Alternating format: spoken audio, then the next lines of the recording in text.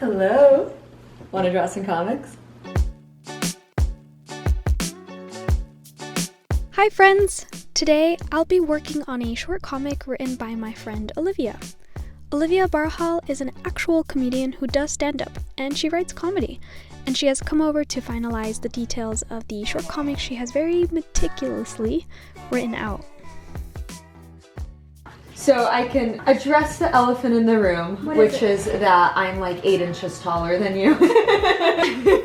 So, did you get a chance to look at these? I did, and that's funny. It's been so long. I don't even remember. I don't even remember. I just remembered I need to keep these because, first of all, these are golden. Look at this. This is precious. This is the extent of my artistic abilities, by the way. I think there's plenty of potential. Jasmine's like the Property Brothers of scraps of paper that I've scrawled on. I knew when I got home after work, I was like, this is really important, even with coffee stains and all. Jasmine and I worked at a brunch restaurant together, and I think I would average about 6 cups of coffee a day. Oh my goodness. Get a little desensitized. How are you alive? Okay, I think we should work on this one. The witches one. If I may share the story, how Witchhunter came to be, I often would work a swing shift where I would, hand the restaurant over in the evening to a guy who'd work the night shift.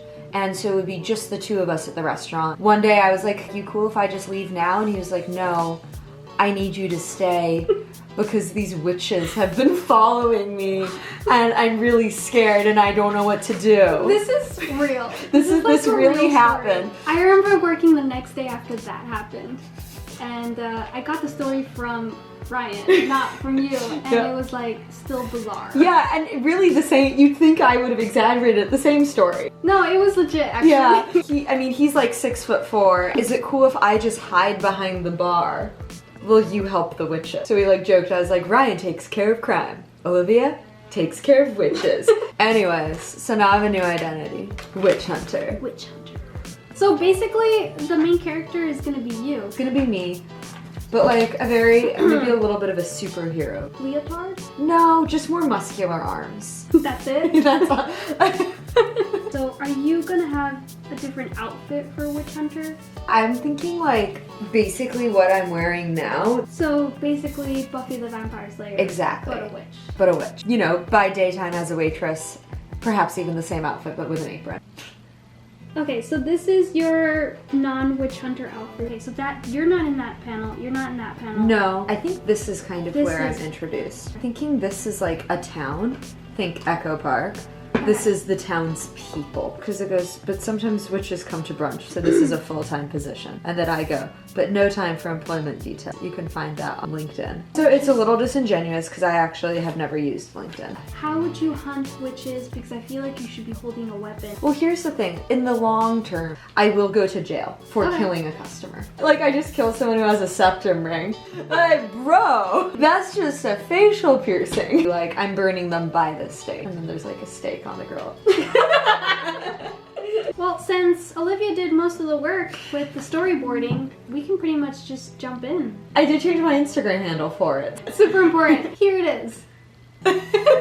Alright, so to draw the comic, I have actual comic book paper. I feel like that makes it pretty official. Yeah. It makes it legit. I think we could stop here and still it would be like practically made a comic book. The best part of this comic book paper is just ripping the page out. Would you like to do the honors? No, I'll fuck it up. You know me. We need to divide this into 6 panels. Do you think they want to come help? Alright boys, turn off those machines. We've got some real work to do. Hands down, the best part of serving is calling men boys, by the way. What do you think your style as a waitress? It's, polite. That's probably how it should be. I mean, you're still sassy. It's a little avant-garde. Avant-garde is definitely a word for it. I need to divide these. This requires absolute focus. Also, it requires math. That is not the same distance. Oh! I'm sorry! Grab the cameras! I'm done! This is it! Are you okay? Yeah! These things are sharp! No, they're not. Simply a little graphite. Did you ever get your elbows licked? No. I have a friend who used to lick people's elbows because you can't feel it. It's like a legit thing. I was like, no, that's not true. I would feel it. This bitch licked my elbow like 3 times. All 3 times I had no idea. I definitely can feel that. Are you just trying to lick my elbow? After I learned that from her, it kind of changed my world. My life was really ruptured by that urban legend where the dog licks the hand. I don't know that one. Oh, I'm gonna ruin your life. So it's this old like horror story. There's a woman and she is trying to fall asleep and she has her hand down by the side of her bed and she has a dog who always sleeps under the bed and she feels her dog licking her hand. She like hears this dripping sound in the bathroom. So she goes in to go like turn off the shower. She thinks she must have left it on and the dog has been like sliced open and like is like hanging in the shower and the blood is dripping down and that's the sound. And in the mirror written in blood it says humans lick too. I don't get it. Like, who killed the dog? The person who's under her bed licking her hand.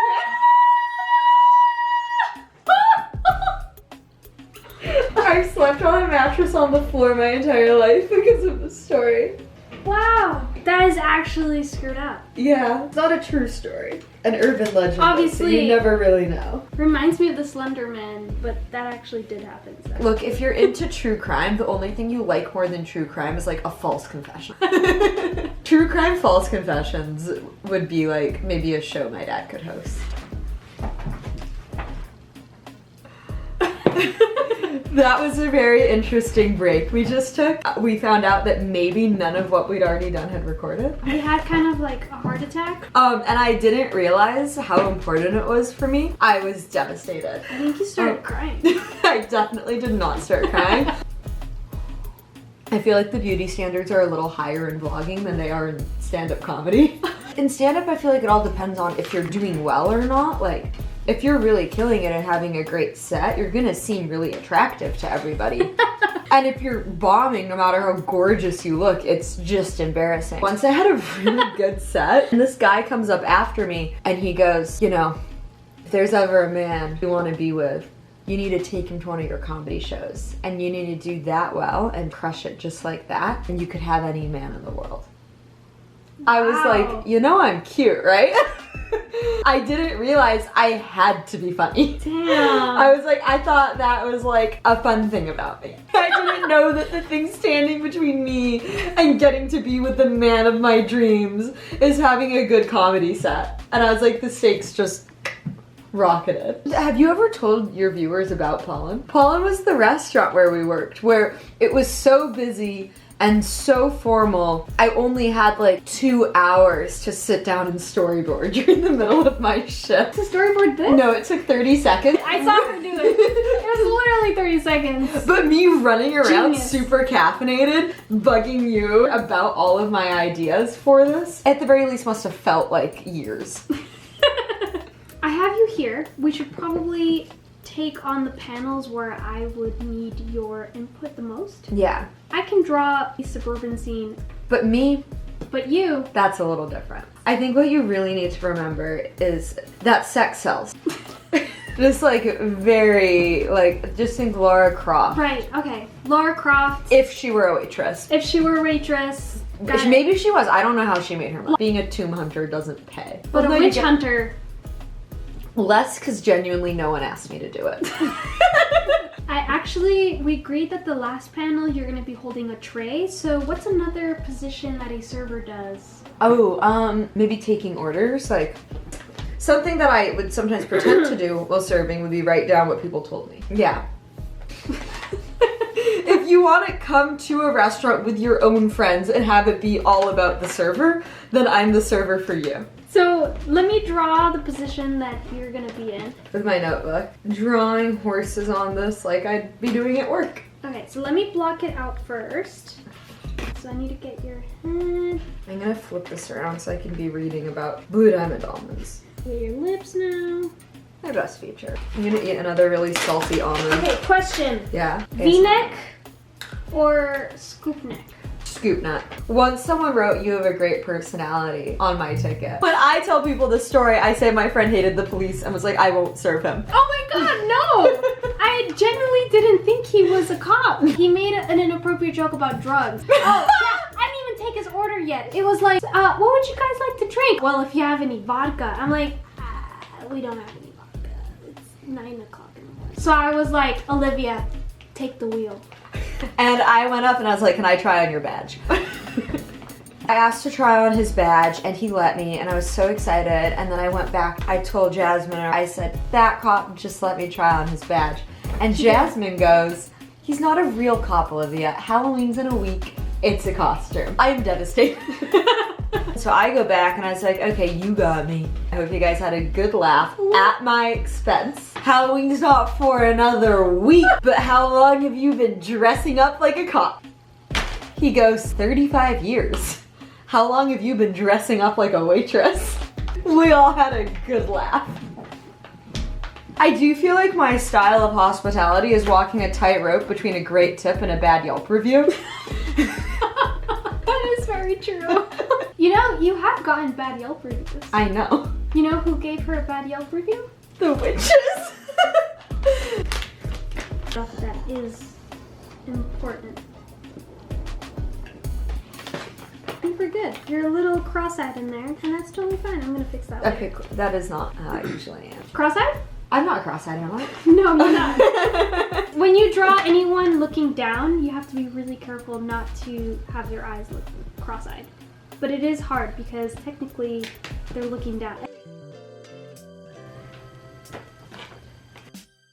I think we're good here. Honestly, this looks so cool. It doesn't look like I did much. She did a ton. I feel like this had more work. My brain's a big place, you know, just sorting through it is.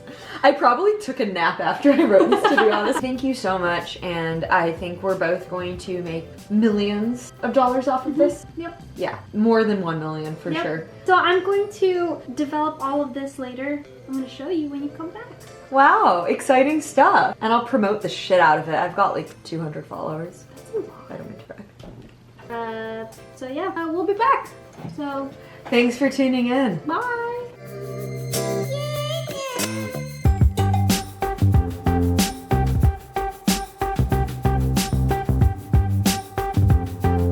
I brought you some presents. I have a stick of turkey jerky for you. Turkey jerky. And I have some extremely dark chocolate. Ooh, yes.